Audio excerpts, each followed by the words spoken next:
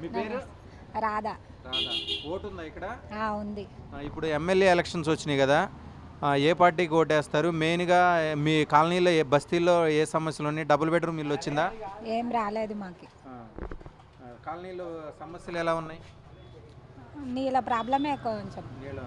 Double bedroom ఇల్లు వచ్చిందా? రాలేదు. రాలేదా? ఇప్పుడు నవీన్ యాదవ్ ఏ పార్టీకి వేస్తున్నారు ఓటు? మేమా ఎప్పుడు కాంగ్రెస్కే వేస్తాను నేను. ఇప్పుడు కాంగ్రెసేనా? నవీన్ యాదవ్ మంచోడేనా?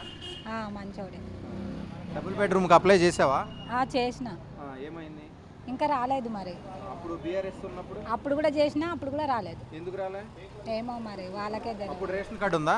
అప్పుడు మేము వచ్చి కూడా 30 ఏళ్ళు అవుతుంది ఇక్కడ. అయినా కానీ రాలేదు. ఏం చెప్పారు అధికారుల దగ్గరికి వెళ్ళారు? స్లిప్ ఇచ్చారు మీకు? స్లిప్ ఇచ్చినారు, పేరు వచ్చింది, అన్ని వచ్చినారు కాదు మా పేరు మీద ఎవరు తీసుకున్నారో తెలియదు. మీ ఏరియాలో అసలు వచ్చినాయా? వచ్చినాయి. ఎవరికి వచ్చినాయి? ఓన్లీ బీఆర్ఎస్ వాళ్ళకి వచ్చినాయా? బీఆర్ఎస్ వాళ్ళకే వచ్చినట్టు ఉన్నాయి, మరి నాకైతే తెలియదు. మేము కూడా తిరిగినాం, బీఎస్ఆర్ వాళ్ళ దాంట్లో తిరిగినాం, వాళ్ళ దాంట్లో కొంతమందికి వచ్చాం. నవీన్ యాదవ్ మంచోడేనా? మంచోడే.